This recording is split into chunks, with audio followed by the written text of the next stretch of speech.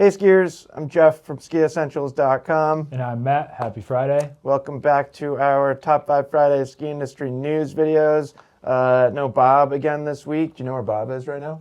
The fair. Bob is at the Champlain Valley Fair. I'm pretty jealous he didn't take me. He took his kids. I don't think Bob considers you one of his kids. Darn. That sounds fun. You could ask. I could ask. He might be willing to make like an exception. Yeah. His kids might be weirded out. Yeah, a little bit. You're considerably older. Yeah, a couple times that we've hung out, they've been like... I'm not sure how you would fit into the St. Pierre family dynamic. I don't think I would. It would shake things up a bit, that's for sure. Anyways, so if you're at the Champlain Valley Fair, look out for Bob. He did mention he probably wouldn't be there by the time this video posted, so if I said that, it wouldn't matter. That's probably how we would like it anyway. Yeah, well, he certainly was willing to let somebody find him at Sebago Lake, and no one did. That's true. That's true. So, anyways, no Bob this week. I'm sure he'll be back next week. Can't imagine Bob will miss 3 Top 5 Fridays in a row. No way. So, no Bob. Thanks for joining, Matt. And then just some minor housekeeping things to start with. We have a Labor Day sale going on right now, which is mostly focused on our outlet, which is like all 2024 winter gear at this point. There's no like additional discount, so oftentimes we run those like extra 10% off sales. This one we just changed pricing around and tagged the products with their actual percentage off, which I really like.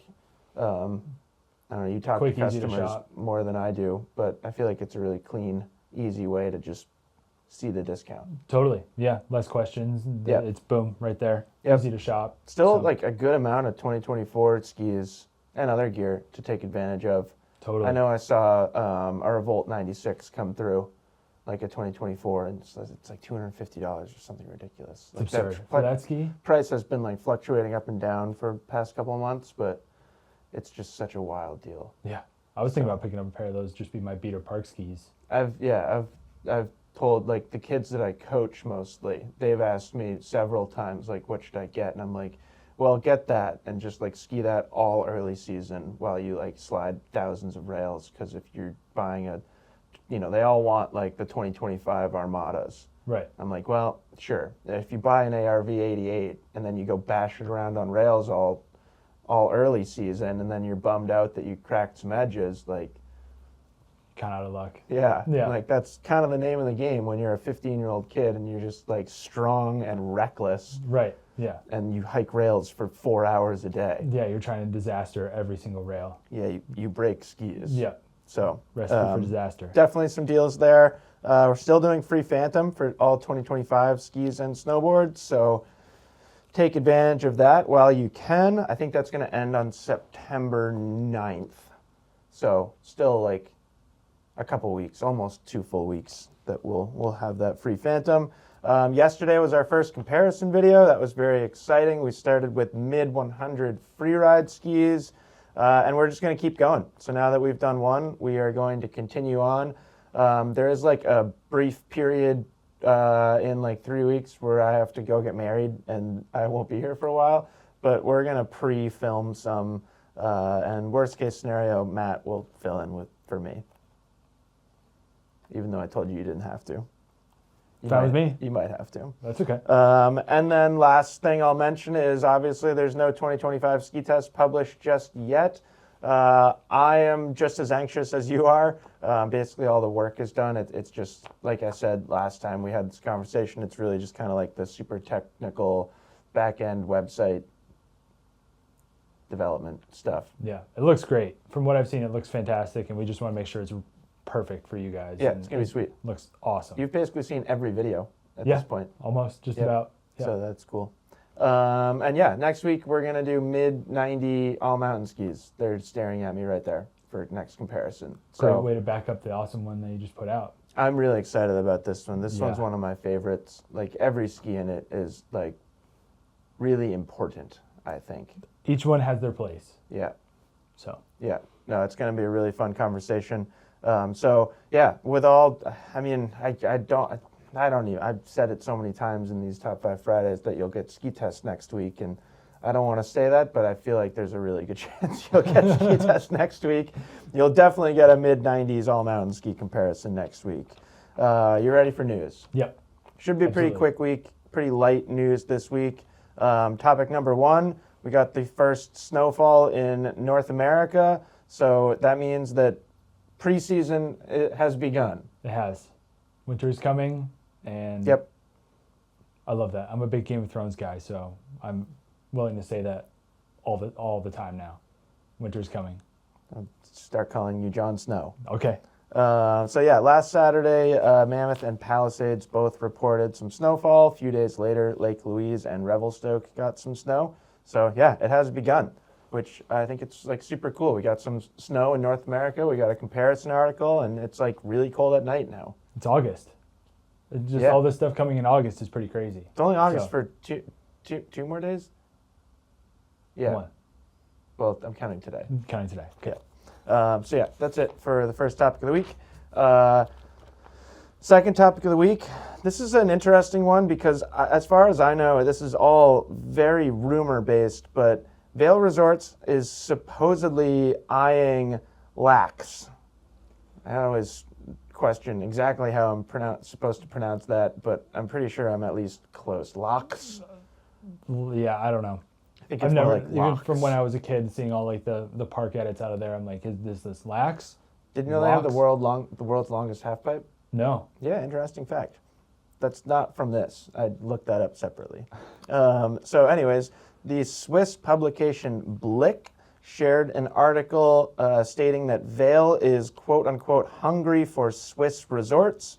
Kind of seems like Vail is looking to grow in Europe in general.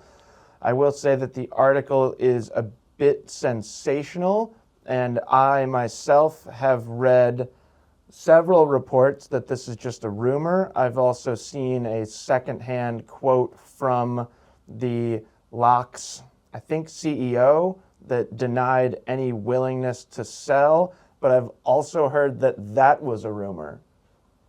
So I don't know what to think. Yeah, me neither. But it would be very interesting. It would be interesting. Huge resort. Massive.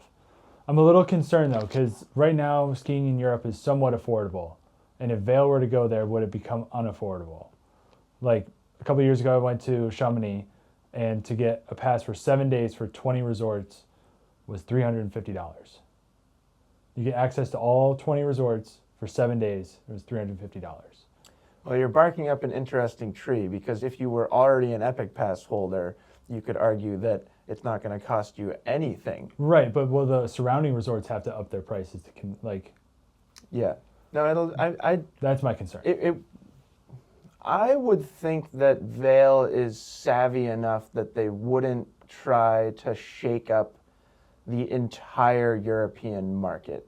Do you know what I mean? Yeah, and there's also so many more resorts. Their too. business acumen, so to speak. Right. They kind of know what they're doing from a business strategy perspective. Say what you want about how they run mountains or whatever and everything else about them, but like They know what they're doing. pretty good at running a business. Yeah. So that would be my reaction to that, is that I bet they would tread relatively lightly. Right. They don't want to stir the pot. Yeah. Yeah. But who knows? We'll see. And yeah, this will be really interesting to watch. Yeah, I don't really have anything more to say about it. I don't want to speculate too much, and it doesn't really seem like any of this is backed by any amount of fact. Nope, just fun to talk about. Yep. Yep. Third topic of the week. Local group has formed in an attempt to buy Mount Bachelor. So we talked about this last week with Powder selling Killington and Pico, and then Bachelor and, Silver Star and Eldora, thank you. All being up for sale as well. Apparently there are many reports that just about everyone is interested in buying Mount Bachelor, which isn't terribly surprising. It's a pretty iconic resort. Totally. I think many of the multi-resort corporate ownership groups are interested. But Maybe a not. small group of locals have formed and are making a serious effort to buy the resort. And I kind of like that. Pretty similar to what happened with Killington, kind of similar to what happened with Jackson Hole last year. And I think it's nice. I think like independent ownership like this offsets the 100-pound gorilla, the 1,000-pound gorillas. What is the saying? I don't even know. Somebody correct me. I was close. But yeah, I don't know. Pretty cool. Love to see that. Have you ever skied Mount Bachelor? I've never skied Mount Bachelor. No, I haven't. But I've heard that it's either awesome or just the whole mountain is ice. But we're used to that. Yeah, But- that sounds fine. Yeah, I mean, we're okay with it. But out there, from friends that live near there, they complain about it. And I'm like, I bet it doesn't rain as much. no. But I've heard that it mists. Like it's It wet. gets it's just Yeah. kind of misty. But I mean, I don't know. All those friends came from the East Coast, so I don't know what they're complaining about. You get jaded out there. Yeah, you get kind of spoiled. Happened to me both. Every time I've lived out west, How could you not? I get a little bit like, I don't know. You're just so lucky out there, especially if you can ski every day, and you just get so many good days that you just start like skipping the bad days. Did you have like an inch minimum of fresh snow where you're like, we only got 6 today, I'm not going? No, because I'm a park skier, Matt. Yeah, that's true. So That didn't really matter. didn't matter at all. Yeah. What about if there weren't any new features for like 2 weeks? Would you be like, it's not even worth going today? Like there's no No, new it more would be features? like if it was really windy. Yeah, okay. I that's just fair. wouldn't go skiing, especially Yeah. living in Breckenridge. Yeah. And then I was so young when I lived in Mammoth, I don't think I skipped days. I think I just skied. Do you know I skied like 100 days straight in Mammoth? No, Yeah. that's pretty crazy. It was- Straight is, It was the first time in my life that I chose not to ski anymore. The mountain was still open, and I think we left in like late June. wow. Like I quit It's so my late. I quit my job. I don't remember, late March, early April, and I had saved up enough money at that point that I could just live and ski. Right. And we just skied literally every day. And then one day we woke up and we were like, "You want to go home?" And we just drove home. It was pretty awesome. I'll never forget living in Mammoth. I was 19. The stories you tell me, it sounds awesome. It was a wild time. Yeah. There's 3 19-year-olds trying to figure out how to live completely ski on the every other day. side of the country. Yeah. Yep. 3 of us drove out there in a Isuzu Trooper. No, an Isuzu Ombre. I don't even know what that is. It's like the Isuzu version of a Chevy S10. Okay. So like a really small truck, only like front bench seat. 3 of us. Drove all the way out there? Manual transmission. Yeah. Yeah. And you guys were still Rear friends wheel- at the end of the trip? Mostly. Okay. Yeah. Rear wheel drive. Isuzu Ombre. It was teal. Shout Love out that. Hunter Biles. Hunter, if you watch these videos, thanks for letting us take your truck. It was crazy. And like, yeah, we don't want to waste too much time. If anybody wants to hear Mammoth Isuzu Ombre stories, let me know and maybe we can work them in. But anyways, it'll be interesting to see what happens to Mount Bachelor. Last news topic of the week. I feel like the news out of here just keeps getting weirder and weirder. The Powder Mountain owner, Reed Hastings, has announced his plans for an outdoor art museum throughout the mountain. I feel like most people are familiar with this situation, but he's the Netflix co-founder and is turning part of the mountain private and is causing a fair amount of controversy, I would say. Yeah. And yeah, to me, it just feels like it keeps getting weirder. Like, I think most people are just kind of sick of hearing about it at this point. Yeah. Like what's next? I don't really Yeah. care. Yeah. Yeah. Yeah. I have a like, theory about this new sculpture park thing though. what is that? I think it's for the TikTok generation. Get a ski trip and then I can film my TikToks and get all my influencer pictures on the mountain with these cool sculptures in the background. Well, if there was, you're probably right. There was like an interesting kind of point that this is a relatively inexpensive way to draw a completely different market. That makes sense. Yeah. So, Yep. pretty interesting. I still really enjoyed skiing there. This past winter was the first time I had ever skied there. And as far as I know, he's still kind of turning like the lower angle stuff private. And like all the better terrain is going to be public still. So Oh, okay, cool. that's my understanding, unless something has changed. I mean, that's what I would hope for. I mean, if you're traveling there for terrain and like snow conditions, like you're gonna want some gnarly stuff and not Yeah, I mean, just keep that reserved. the part where like all the like mansions are and like all the development, that's like, it's pretty flat. Mm-hmm. And it's like fixed gear lifts and stuff. And yeah, but who knows? I might not be completely up to date on that. But yeah, pretty weird. Let's see how strange it gets. Yeah, I think it's going to get weirder. Yeah. And then finally, we have our edits of the week. So first up, I haven't watched this yet, but I'm intrigued by it. It's the teaser for Spliff from Dylan Siggers and Liam Morgan. I also don't know the name Liam Morgan particularly well. Me neither. Just Siggers. Yeah, I know Dylan Siggers. I've never heard of Liam Morgan. Apologies, Liam. I'm sure you're an incredible skier. And then second edit of the week. I don't think a 2 hour and 5 minute long video counts as an edit, but Matt McGinnis put our comparison in there. And yes, it's 2 hours and 5 minutes.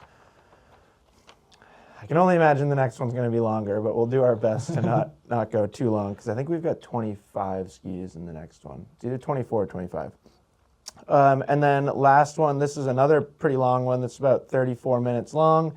It's called Feel It All, from our good friend Drew Peterson, who is one of my favorite storytellers, and a very interesting person. And like, he's the type of person that he'll keep talking to you and it never gets annoying. Do you know what I mean? Very articulate. Very like everything that he comes out of his mouth is very intentional. Yeah, thoughtful. Yeah. Yeah. So, as is often the case with most of his recent content, there are moments in this that get kind of emotional, and there are some sections that are tough to watch. But yeah, I would encourage you to watch it, because, like I said, he's one of my favorite storytellers. It's a cool format too. Yeah. So, Yeah. Very engaging. And that's it. Labor Day weekend. Yep. I gotta edit this video, and then it's a long weekend. And it's a long weekend. Yeah. So I'm here on Monday though, so no long weekend. oh, for you're me. here on Monday? Yeah. I'll probably be here. At Someone's some got to point sell on Monday. skis with our big sale going on. Yeah, true. Good point. So if you want to talk to Matt, call Matt on Monday. He'll be here. He'll answer the phone, probably. Definitely. The chat, emails, whatever you got. I'm Yeah. ready. Yep, he's here. I am generally tougher to get on the phone, but possible. Yeah. Anyways, take advantage of the sales. Hope everyone enjoys a long weekend. I hope you all have a long weekend. Obviously, not everybody does. When I worked in brick and mortar retail, I never did. Oh, no.